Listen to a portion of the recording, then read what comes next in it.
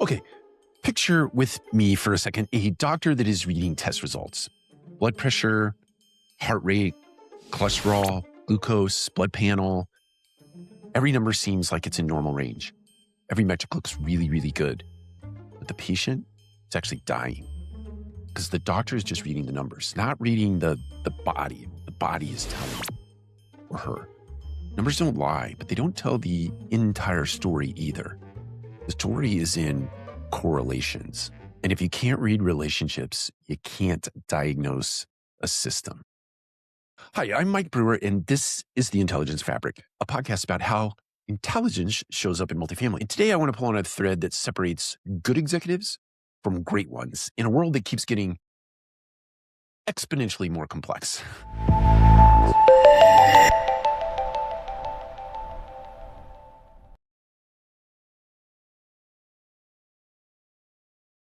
It's not what they know, it's actually what they can see. And what they can see is interdependence. They can see correlation, not just performance. Let me show you what I mean. Now, executives have always been expected to read the business. They read the reports, they scan the numbers, they spot variances, they make calls or decisions. That model ran on one assumption. If you could read the outputs, then you understood the system. For a long time, it held. Not anymore. It doesn't hold anymore because systems are not linear.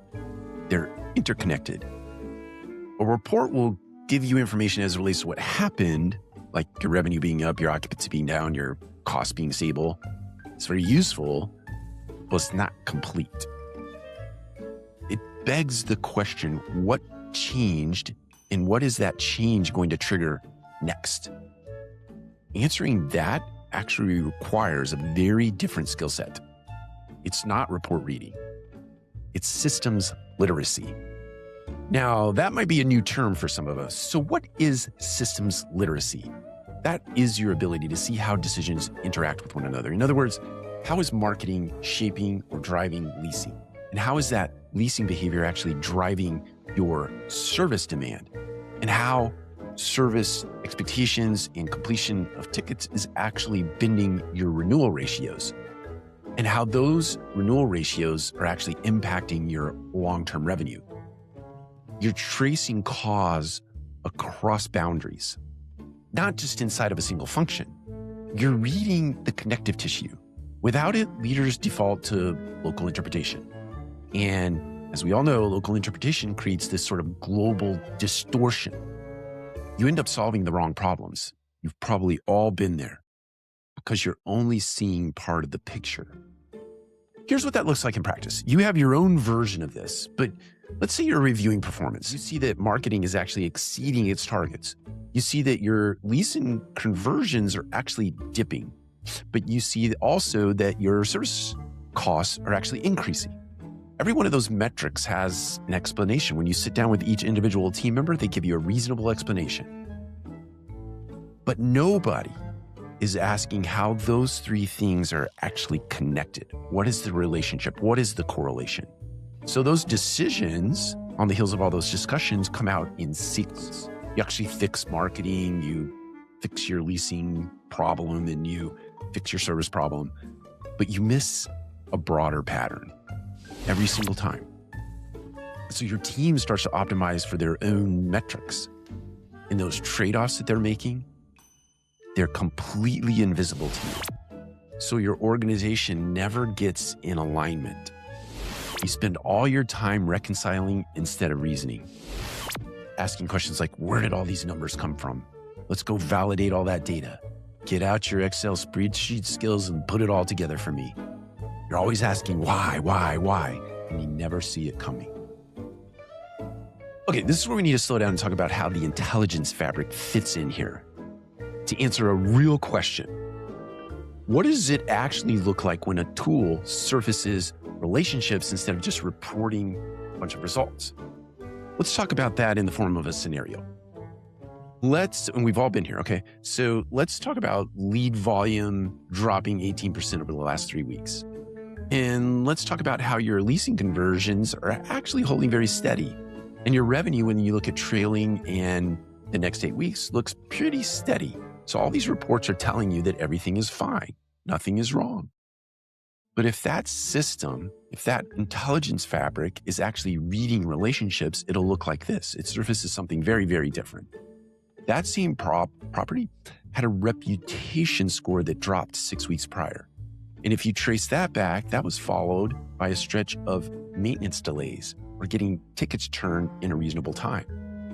And that traces back to a staffing change in your maintenance department. The lead drop isn't about marketing. It's actually a signal about service. That's the big difference between reading outputs that the reports tell you and starting to read the relationships or the correlations. That's where the intelligence fabric connects all these signals. It holds the context as the data moves across all of these systems. It links what happened in operations to what's showing up in your leasing efforts 3 weeks later. So the executive isn't recommending the story after the fact. They're reading as it builds. From interpreter of fragments to a reader of patterns. And our brains are very good at reading patterns. Okay, let's go back to that doctor as we start to wrap up here. I'm still not feeling right. The numbers look normal. But I've felt worse. I assure you, it's all clear. Looks at the test results, sees normal numbers, but missing the diagnosis. Because the answer wasn't in one of those single metrics that we talked about. It was how they were all connected. That's where multifamily leadership is right now. All of our reports are fine. The numbers in many cases look acceptable unless you're on a very struggling asset.